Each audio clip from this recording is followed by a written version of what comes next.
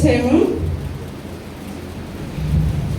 మొదటి వచనాన్ని చూసిన మొదటి నుంచి కొన్ని వచనాలు చూసుకున్నప్పుడు ఇక్కడ మొదటి వచనం ఏమని రాయబడి ఉంటుందంటే, ఇక్కడ ఇజ్రాయేలీలకి మధ్య ఒక యుద్ధం జరుగుతూ ఉంది. అయితే ఇది ఒక యుద్ధం కాదు కానీ దేవుని మహిమ గురించి రాయబడినటువంటి విషయంగా మనం చూస్తున్నాం.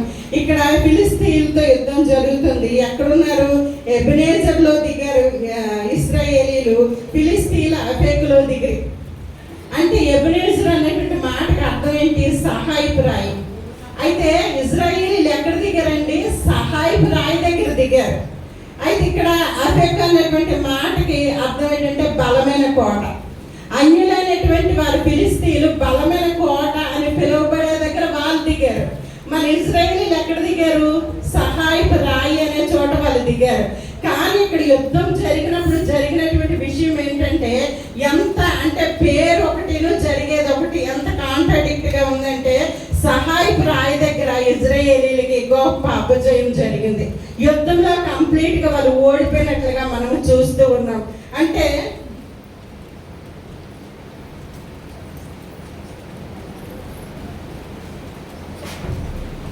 పేరుకు సహాయపు రాయి, కానీ వాళ్ళు సహాయపు రాయి దగ్గర వాళ్ళు ఏం జరిగిందండి? వాళ్ళ జీవితంలో ఓటమి పాలైపోయారు. ఎందుచేత అలా జరిగింది? కేవలము ఇక్కడ ఇజ్రాయేల్కి ఫిలిస్తీన్లకి జరిగినటువంటి ఓన్లీ ఒక యుద్ధం మాత్రమే కాదు, కానీ ఇక్కడ కాబోతుగా మనం చూడగలం, ఇకాబోతుగా మనం చూడగలం.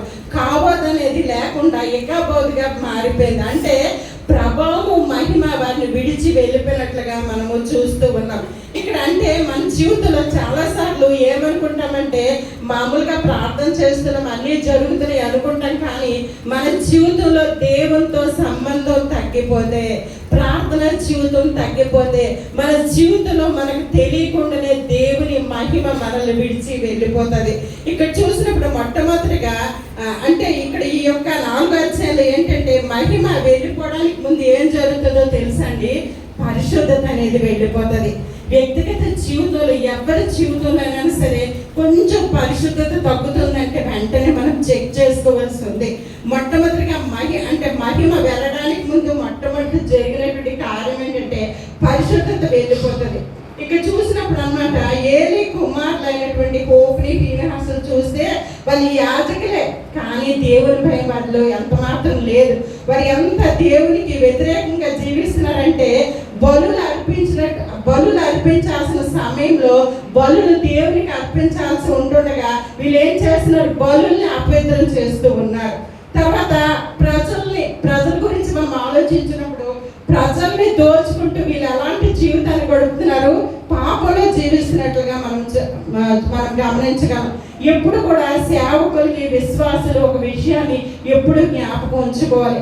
మన జీవితం సజావుగా జరుగుతుంది, పర్వాలేదులే, అన్నీ బాగానే ఉన్నాయి, నేను చిన్న పాపంలోనే ఉన్నాను కదా అని ఒకవేళ అది పాపం అని మనం గ్రహించకుండా జీవితం సాగుతుందిలే, ఆ రొటీన్కి వెళ్ళిపోతుందిలే అని మనం కనుక అనుకుంటే ఎప్పుడు కూడా జీవితం అనేది బెడ్ ఆఫ్ రోజెస్ కాదు, లైఫ్ అనేది కేక్ వాక్ కాదు. మన సమృద్ధి చూసినా బాగానే ఉందిలే అని మనం అనుకోవచ్చు, కానీ ఎప్పుడైతే మన జీవితం నుంచి పరిశుద్ధత అనేది వెళ్ళిపోతుందో వెంటనే జరిగే కార్యం ఏంటో తెలుసండి? దేవుని భయం మన నుంచి పోతుంది. పరిశుద్ధత ఉన్నంత వరకే దేవుని భయం మనలో ఉంటుంది. ఎప్పుడైతే పరిశుద్ధత వెళ్ళిపోయిందో దేవుని భయం పోతుంది. ఎప్పుడైతే దేవుని భయం పోతుందో మహిమ మన నుంచి వెళ్ళిపోతుంది. ఏమనుకున్నాడు సంసోను? మామూలుగా నేను అన్నీ చేసేస్తాను, నేను అన్నీ మొదట్లాగానే నేను అభిషేకం కలిగి ఉన్నాను అనుకున్నాడు. ఎప్పుడైతే తన తల వెంట్రుకలన్నీ క్షౌరం చేయబడ్డాయో నేను విరజిమ్ముతాను అనుకున్నాడు. తను కట్టిన కట్ట నుంచి నేను దులుపుకొని నేను మామూలుగా నా బలముతో నేను పని చేస్తాను అనుకున్నాడు, కానీ పని చేయగలిగాడండి? పని చేయలేకపోయాడు. ఎప్పుడైతే తన తల వెంట్రుకలు క్షౌరం చేయబడ్డాయో దేవుని అభిషేకం అతన్ని విడిచి వెళ్ళిపోయింది. అది కేవలం క్షౌరం అంటే దేవుడు ఇచ్చినటువంటి ఒక వాగ్దానము, దేవుడు ఇచ్చినటువంటి ఒక నియమము, దేవుడు చెప్పినటువంటి ఒక ఆజ్ఞ. ఎప్పుడైతే ఆజ్ఞను అతిక్రమించాడో తన బలమంతా ఉడికిపోయినట్లుగా మనము చూస్తూ ఉన్నాం. ఇక్కడ కూడా దేవుడు ఏమని చెప్తున్నారంటే, ఎప్పుడైతే దేవుని భయం పోతుందో మహిమ అనేది కూడా వెళ్ళిపోతుంది. ఇక్కడ అదే 4వ అధ్యాయం 3వ వచనంలో చూసినప్పుడు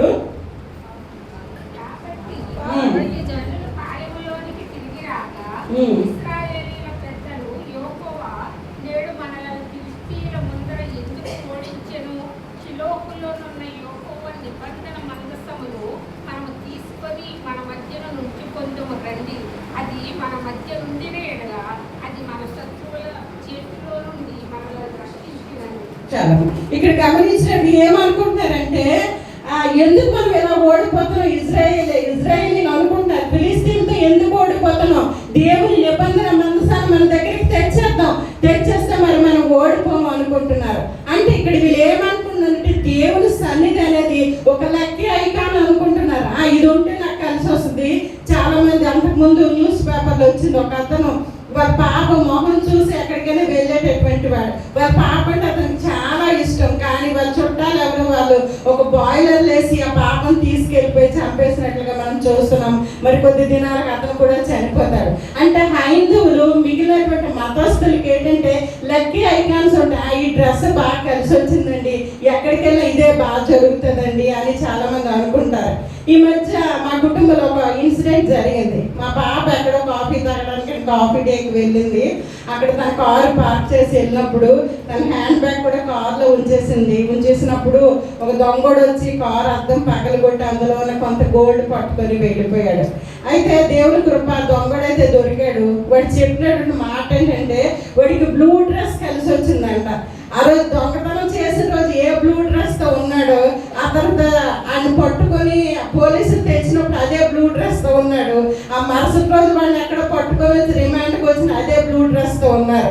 అయితే అప్పుడు అడిగాను, నీకు ఒక డ్రెస్సే ఉందా, ఇది నీకు ఏంటి కలిసి వచ్చిందంటే నాకు 2 డ్రెస్సులు ఉన్నాయి మేడం అంటున్నాడు వాడు దొంగడు. అంటే అతనికి ఆ బ్లూ కలిసి వచ్చింది. అంత దొంగతనాలు చేయడానికి, ఆ కార్లన్నీ పగలగొట్టి గోల్డ్ తీసుకువెళ్ళటానికి. అంటే చెప్పడం ఏంటంటే అన్యులకి లక్కీ ఐకాన్ ఉంటుంది, వాళ్ళు ఎదురుగా ఎవరైనా వస్తే సెంటిమెంట్ అని ఉంటుంది. దేవుని బిడ్డలకి అలాంటి సెంటిమెంట్స్ అక్కర్లేదు, లక్కీ ఐకాన్ అక్కర్లేదు. కానీ దేవుని అభిషేకం వస్తే చాలు ప్రతి కాడి విరగొట్టబడుతుంది. హల్లెలూయా. దేవుని ఆత్మ, దేవుని మహిమ, పరిశుద్ధత ఎవరి జీవితాల్లో ఉంటుందో వారి జీవితాల్లో దేవుడు ఆశ్చర్యకరమైన మలుపులోకి తీసుకొని వెళ్ళబోతూ ఉన్నాడు. ఒకవేళ మీ వయసు 50 సంవత్సరాలు అవ్వచ్చు, 40 సంవత్సరాలు అవ్వచ్చు, టీనేజ్ పిల్లలు అవ్వచ్చు, టీనేజ్ వాళ్ళు, యంగ్స్టర్స్, యూత్ అనుకుంటారు మాకు చాలా టైం ఉంది, మేము గొప్ప పరిచర్య చెయ్యొచ్చు అని. పెద్దవాళ్ళు ఏమనుకుంటారంటే మా వయసు అయిపోతుంది, ఇంకేం చేస్తాం, మా పిల్లలు ఏదైనా చేయాలని. కానీ ఈ దినాన పరిశుద్ధాత్మ దేవుడు చెప్తున్న మాట ఏంటంటే ఇక్కడ ఒక్కొక్కరిని దేవుడు కౌంట్ చేస్తూ ఉన్నాడు. ఏజ్ అనేది కేవలం నెంబర్ మాత్రమే. మీరు అది కౌంట్ చేయొద్దు. మీ అభిషేకాన్ని బట్టి దేవుడు అనేక ప్రాంతాల్లో బలమైన పాత్రలుగా దేవుడు వాడుకోబోతూ ఉన్నారు. హల్లెలూయా. దేవుడు ఎంటైం ఆర్మీని సిద్ధపరుస్తున్నాడు, అంత్యకాల సైనికుల్ని దేవుడు సిద్ధపరుస్తూ ఉన్నాడు. ఇంతవరకు నేను ఏమీ సరిగ్గా పని చేయలేకపోయానని ఎవరెవరు అనుకుంటున్నారో వారి మీదకి దేవుని ఆత్మశక్తి దిగి వచ్చినప్పుడు అద్భుతమైన కార్యాలు దేవుడు జరిగించబోతూ ఉన్నాడు. నీ జీవితంలో అడ్డుగా రోగమైనా సరే, ఆర్థిక పరిస్థితి అయినా సరే దేవుడు కాల్చివేయబోతున్నాడని పరిశుద్ధాత్మ దేవుడు సెలవిస్తున్నారు. వీళ్ళు ఒక లక్కీ ఐకాన్ అన్నట్లుగా ఏం చేశారు, దేవుని మందసాన్ని తీసుకొని వచ్చారు. దేవుని మందసాన్ని తీసుకొని వచ్చినప్పుడు 5వ వచనం చూడండి అమ్మా. యెహోవా నిబంధన మందసము దర్శలోనికి రాగా ఇశ్రాయేలీయులందరూ భూమి ప్రతిధ్వని ఇచ్చినంత గొప్ప కేకలు వేసారు. ఫిలిష్తీయుల ఆ కేకలు విని ఫిలిష్తీయుల దండులో ఈ గొప్ప కేకల ధ్వని ఏమని అడిగిరి. ఇక్కడ చూసినప్పుడు ఏం చేస్తారండి, ఎలాంటి ధ్వని వచ్చిందంటే తెలుసా అండి, ఆ ధ్వనికి భూమి ప్రతిధ్వనించిందట. హల్లెలూయా. భూమి ప్రతిధ్వనించు కేకలు ఇశ్రాయేలు వేశారు. అయ్యో దేవుని యొక్క నిబంధన మందసం వచ్చింది, దేవుడు ఏమో మధ్యకు వచ్చారన్నట్లుగా చాలా కేకలు వేస్తూ వాళ్ళు కేకలు వేస్తున్నప్పుడు భూమి కంపించిందట. ఎప్పుడైనా సరే ఒక విషయాన్ని జ్ఞాపకం ఉంచుకోండి, మనిషి కేకలేస్తే భూమి ప్రతిధ్వనించవచ్చు, కానీ కేవలం అభిషేకం ఉంటేనే ఆకాశం కంపిస్తుంది. హల్లెలూయా. మన కేకలు బట్టి ప్రతిధ్వనించి భూమి కంపించిపోతే కార్యాలు జరగవు. ఆకాశం కనుక కదిలించబడితే ఎలాంటి కార్యాలైనా జరుగుతాయి. ఆకాశంలో ఉన్న శక్తులు కదిలించబడి నీ జీవితంలోకి ప్రక్కకి వెళ్ళిపోతేనే దేవుడు గొప్ప కార్యం జరిగించబోతూ ఉన్నాడు. ఈ దినాన ఇక్కడికి రావడానికి సిద్ధపడినప్పుడు రాత్రి అంతా కూడా అసలు ఎంత ప్రయత్నం చేసినా నిద్ర పోరాటం అంటే ఎన్ని రకాల దురాత్మలు అడ్డొస్తున్నాయో చెప్పలేము. అన్ని రకాల దురాత్మలు బంధించాల్సి వచ్చింది. రకరకాల దురాత్మలు ఆటంకపరుస్తూ ఉన్నాయి దేవుని కార్యం జరగనివ్వకుండా. పాషం గారు కూడా సేమ్ అదే చెప్పారు. నాకు కూడా రాత్రంతా నిద్ర పట్టలేదండి, స్తుతిస్తూనే ఉన్నాను అని. అంటే దేవుడు ఒక విడుదల కార్యాన్ని, ఆత్మకార్యాన్ని జరిగించినప్పుడు అదే మాట కూడా విన్నాను. నేను ఆత్మకార్యాన్ని జరిగించినప్పుడు నరకము మౌనంగా ఉంటుంది అనుకుంటున్నావా అని దేవుడు ప్రశ్నిస్తూ ఉన్నారు. అవును ప్రభా, నరకం మౌనంగా ఉంటుంది. మరి ఏంటి ప్రభా అంటే, నేను మీతో ఉంటున్నానని ప్రభు చెప్పారు. హల్లెలూయా. నరకం మౌనంగా ఉండకపోవచ్చు, అది మాట్లాడవచ్చు, కేకలేయచ్చు, ఆటంకాలు కలిగించవచ్చు. కానీ పరిశుద్ధాత్మ దేవుడు నిన్ను నన్ను ఆవరించి ఉన్నారు కనుక వాడు మన కాళ్ళ కింద చేతకి దొక్కబడి ఉన్నాడు. హల్లెలూయా. ఇక్కడ అటువంటి పరిస్థితిలో పరిశుద్ధాత్మ లేదు. ఎప్పుడు కూడా చాలాసార్లు ఏమనుకుంటామంటే, కొన్ని మీటింగ్స్లో కానీ కొన్ని పరిస్థితుల్లో కానీ మన క్రైస్తవ సమాజంలో బాగా కేకలు వేస్తూ, అంటే శబ్దం చేస్తూ, ఆరాధన చేస్తూ, మ్యూజికల్ ఇన్స్ట్రుమెంట్స్ ఉంటే చాలాసార్లు విన్నటువంటి వారు, అబ్బా చాలా ఉజ్జీవంగా జరుగుతుందండి ఆ మీటింగ్స్, చాలా ఉజ్జీవంగా జరిగాయని చెప్తారు. కానీ ఉజ్జీవం అంటే కేకలు కాదు, ధ్వని కాదు, శబ్దం కాదు, కానీ పరిశుద్ధాత్మ అభిషేకం. అది మౌనంగా ఉన్నా సరే కాడిని విరగొడుతూ మన హృదయాల్లోనికి ఆ వాక్యం వెళ్ళిపోతూ మనల్ని సరిచేసేదే దేవుని యొక్క అభిషేకము. అదే ఉజ్జీవము. అదే నీ మీద నా మీద ఆత్మ కృమ్మరించబడితే మన జీవితం మారుతుంది, ఎదుటివారి జీవితాలు మారుతాయి. హల్లెలూయా. నిబంధన మనసు వస్తే కార్యం జరగదండి. అభిషేకించబడిన వ్యక్తి అడుగు పెడితే చాలు, అక్కడున్న దెయ్యాలు కేకలు వేసుకుంటూ పారిపోతాయి. హల్లెలూయా.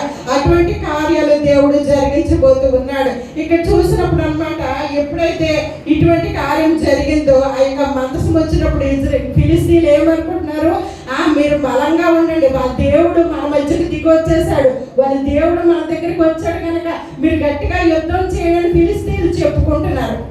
ఏదైతే వాళ్ళకి దేవుని సన్నిధి అనుకుని తీసుకొని వచ్చారో, ఆ యొక్క దేవుని సన్నిధి ఉన్నప్పటికీ కూడా అక్కడ ఏం జరిగింది, గొప్ప బాధ జరిగి 30,000 కాల్బలము కూలిపోయింది. ఎంత భయంకరమైన పరిస్థితి అండి. దేవుడు మా మధ్యకు ఏం చేశాడు అని కేకలు వేసినటువంటి వీరందరి మధ్యకు దేవుని సన్నిధి దిగి వచ్చినా సరే ఎంత గొప్ప బాధ జరిగిందంటే వీళ్ళందరూ కూడా వెళ్ళిపోయారు. రెండవదిగా జరిగినటువంటి కార్యం ఏంటంటే, హోఫ్నీ ఫీనిహాస్ కూడా చనిపోయారు. ఎవరండి వాళ్ళు? యాజకుల కుమారులు. యాజకులు అక్కడ చనిపోయినట్లుగా మనం చూస్తున్నాం. ఎందుచేత యాజకులు చనిపోవలసిన పరిస్థితి దేవుడు అనుమతించాడు అని అంటే తర్వాత మాట్లాడుకుందాం. వారి జీవితాలు ఎలాగున్నాయనేది చాలా భయంకరమైనటువంటి సిచ్యుయేషన్, దేవుడికి ఆయాసకరమైనటువంటి పరిస్థితి. రెండవదిగా ఏం జరిగిందంటే, హోఫ్నీ ఫీనిహాస్ చనిపోయారు. ఎప్పుడైతే హోఫ్నీ ఫీనిహాస్ చనిపోయారో వెంటనే ఈ యొక్క మందసం ఏం చేశారు, ఫిలిస్తీన్లు పట్టుకొని వెళ్ళిపోయారు.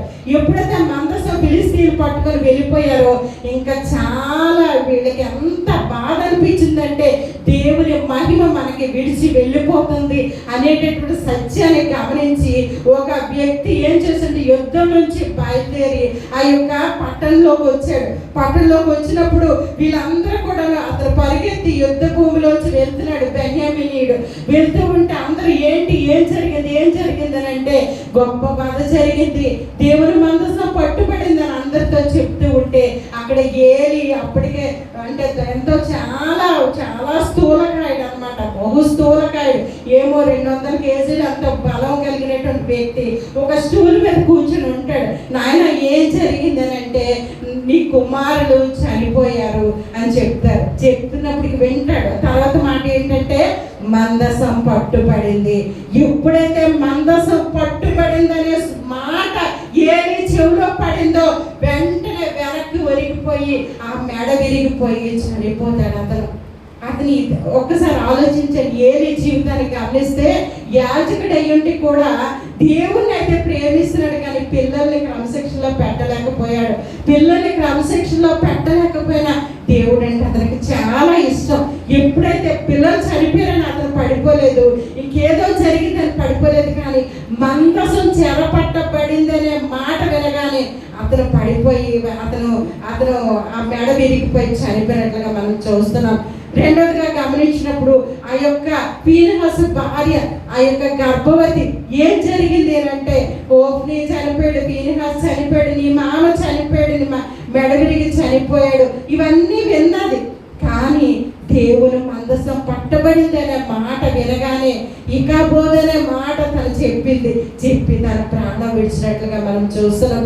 ఏలి కుటుంబంలోకి అంటే ఏలి పిల్లలు పాపం చేస్తూ వచ్చారు, వచ్చినటువంటి స్త్రీలతో తప్పుడు పనులు చేస్తూ ఆ యొక్క వాళ్ళని బాధ పెడుతూ చాలా పాపం చేసి దేవునికి ఆయాస్కరంగా ఉన్నారు.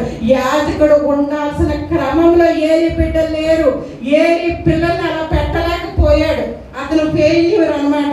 అయితే యాజక వ్యవస్థ ఎప్పుడైతే దెబ్బతినిందో, ఎప్పుడైతే ఏలి వెనక్కి పడి ఇరిగిపోయి చనిపోయాడు, దేంటో తెలుసా అండి, అది ఎప్పుడైతే దేవుని దృష్టిలో ఒక నాయకత్వం అనేది, ఒక లీడర్షిప్ అనేది ఫెయిల్ అయిపోతుందో వెంటనే దానికి ఎండ్ పలుకుతాడు దేవుడు. ఏదో ఒక విధంగా దానికి ఎండ్ ఏంటి డెత్. ఆ విధంగా ఎప్పుడైతే ఏలి మరణించాడో తన కోడలు ఏమంటుందండి, ఏ కాబోదు అంటుంది. కాబోదంటే దేవుని మహిమ, ఈ కాబోదంటే దేవుని మహిమ విడిచి వెళ్ళిపోయింది, ఇక మహిమ లేదు. ఎప్పుడైతే ఏ కాబోదని పలికిందో ఆ అమ్మాయి కూడా చనిపోయింది. ఒకసారి ఆలోచించండి, ఆ యొక్క యాజక వ్యవస్థలో ఏలి మౌనంగా ఉన్నాడు. ఎప్పుడు ఈ దినాన్ని ఒక విషయం మీరు జ్ఞాపకం ఉంచుకోండి, మీరు సేవకులైనా తల్లిదండ్రులైనా అంటే మీరు అనొచ్చు, మా పిల్లలు పెద్దోళ్ళు అయిపోయారండి, టీనేజ్ దాటిపోయారంటే ఇంకా అది మన చేతిలో లేదు, గద్దించే సమయం అయిపోయింది. కనుక ఎవరైనా చిన్న పిల్లలు ఉంటే డిసిప్లిన్ చాలా ప్రాముఖ్యమైనది. దేవుడు చూస్తూ ఉన్నాడు. మీ పిల్లలు కనుక మన పిల్లలు కనుక మనం సరి చెయ్యకపోతే వ్యవస్థ మారిపోతుంది. నీ బిడ్డల వల్ల నా బిడ్డల వల్ల వ్యవస్థ మారిపోకూడదు. సేవకుల కుటుంబాల్లో సేవకుల బిడ్డల వల్ల వ్యవస్థ మారిపోకూడదు. పరిచర్యకు వచ్చినటువంటి వారి ద్వారా డిసిప్లిన్ లేనప్పుడు పిల్లలు జీవితాలు పాడైపోయినటువంటి మాట వచ్చినప్పుడు నీకున్నటువంటి అభిషేకం కోల్పోయి నీకు ఇచ్చినటువంటి ఆ అధికారాన్ని పక్కన పెట్టి దేవుడు ఇంకొక నూతన వ్యవస్థను దేవుడు తీసుకొని రాబోతూ ఉన్నాడు. హల్లెలూయా. ఎవరు అక్కడ